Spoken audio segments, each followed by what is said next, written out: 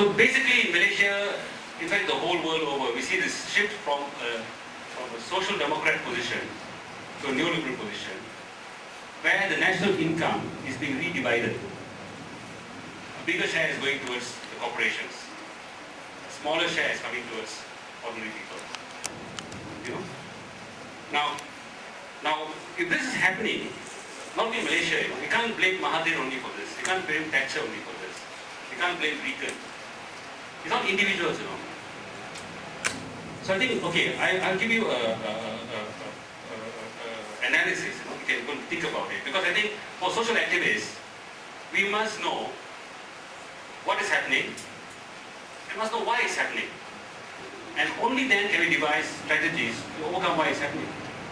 If, for example, the people on top are a bit nice fellas basically, but a bit woolly, they can't understand what's going on, then we got to prepare nice papers, tell them, explain to them, and say, oh yeah, that's how I should do it, and they'll do it. But if they're quite clear what they're doing, and they're doing it for real reasons, then you got to oppose them politically. So, what I mean, takes what I call the courtier system. We try and be good to them, tell them, explain to them, give them gold medal, garland, and hope to listen to us. But if they're niat jahat, they've got a niat jahat there, there's no point in all that. You've got to fight them. You've got to create the social forces to fight them. So your analysis of why there's a problem is very important. So my analysis is we've shifted from social democrat to neoliberal. But to explain that, why is it not only in Malaysia? The world over we've shifted from neoliberal, from social democrat to neoliberal. Why?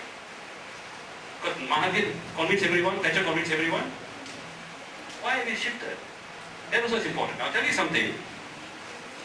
Maybe you won't agree, but it doesn't matter. I'll put it as a okay. This basically says the history of all existing society, history of class struggle. Oppressor and oppressed stood in opposition with one another. Now, I would make the assertion that in the last 20 years, there's been a shift of political power from working class, ordinary people, to the corporate class and the political elite around them. That's an assertion, I'm not arguing it out, but I'll just tell you this is how I analyze it.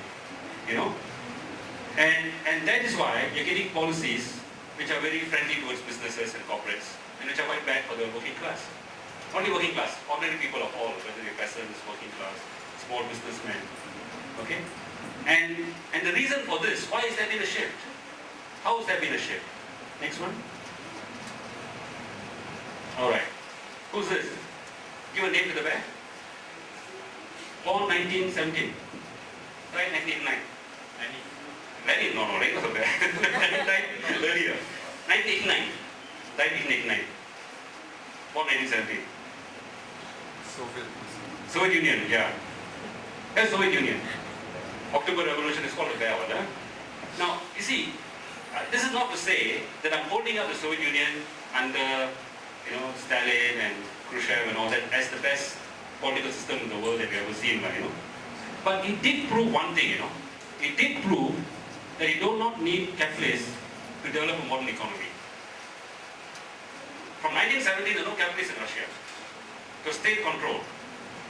And they developed a very modern economy. They could go toe to toe on America in armaments, in space. They could develop an economy. They could fight Hitler in the 40s. So basically, whatever else it does not prove, it does prove you don't need capitalists to develop a modern economy, to build a GDP, and have a modern industrial economy. And that fact scared the capitalists shitless, basically. And then they prepared to give a lot of concessions to their working class in their countries in the form of the welfare state. They were scared that their working class making demands were not taken care of. They might go all the way and throw them out as well. Okay, it's a BSM analysis slide. You can think about it. And the reason why now we're seeing across the world the dismantling of welfare benefits, of packages for the poor and all that, throughout the world, is because bear died. And the fear that all of us will jump to bear's bandwagon doesn't arise at all. There's nowhere to go. China has become the capitalist road. Whatever exists are small little pockets who cannot challenge the world order of capitalism. Cuba, what can Cuba do? What can Venezuela do? So it's safe now for the capitalists to show their true colors. Think about it, because I think it's important. It is important to know what is the cause, because that will inform action. I know what I'm saying is not normally said, but I'm for the Socialist Party, so I want to say what we believe. This is our analysis. That's why I formed the Socialist Party. Okay? Because this is our belief. Next one, please. This is the world in 1965. If you look at it, Russia, China, up to Vietnam, all red. There got Cuba also red. The green are the non-aligned guys, At that time you had Egypt, you had Iraq, you had India, and you had Indonesia as non-aligned bloc, They refused to join the Western powers. They were independent. Sukarno, for example, Nasser, Nehru. They really were not in the Soviet bloc either, but they were independent. And this is the world order that the capitalist system faced in the late 50s and the 60s. And this is why they are prepared to give welfare benefits in their own countries, and the whole world. I mean, this is our analysis, I'm just asserting it. I think one could think about it, And now whatever was red and green has all become capitalist, right? And all have joined the same bandwagon, all in the neoliberal camp. And we have now the removal, the withdrawal of the benefits given at an earlier stage. Think about it, that's our analysis. It's serious analysis. Think about it. And if this is true, next one please. If this is true, it's because of a loss of political power, a lot of loss of political organization of the ordinary people as a cause of it. There is no point going on bended knee to people on the top and saying, please help the people out and all that. The point should be to empower the people and to fight back and kick these guys out.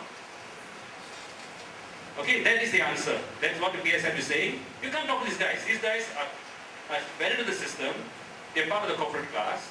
On top of that, they're really corrupt. You go and say, please help the poor. Cannot. You're going to kick these guys out. And the only way is to mobilize people. You've got to go back to the people. No point writing nice papers and telling them off. You've got to go mobilize people, encourage people to stand up for their rights, multiracially. You've got to fight off their attempts to divide people on racial grounds and religious grounds. And you've got to change the system. PSM prescription for change. If you want to save the healthcare system, you've got to get rid of those guys, okay? I think Kumar has very correctly identified the root cause of the problems besetting the healthcare system in Malaysia. Not just healthcare, but I think the different facets or aspects of Malaysia's political economy. And that is the shift in thinking or ideology from social democracy to neoliberalism. And you can see that very clearly as well in the economic policy and fiscal policy. For example, this move to actually increasingly rely on indirect taxes, which are regressive, including the earlier intention to introduce GST as a major source of revenue in place of direct taxes, which are more progressive. In other words, basically introducing taxes that burden the poor more than the rich as a source of revenue. And this is very clearly a neoliberal move that's been introduced in many, many countries, 100 over countries also. Now, I think Kumar is right, unless the very small class of forces that are responsible for this state of affairs are overthrown, it's not likely that we'll see much changes, radical changes, whether it's to healthcare, whether it's to fiscal policy, whether it's to economic policy, and so on and so forth. And unless these forces are overthrown, the trend towards greater inequity, including inequity in access to healthcare, I think will continue.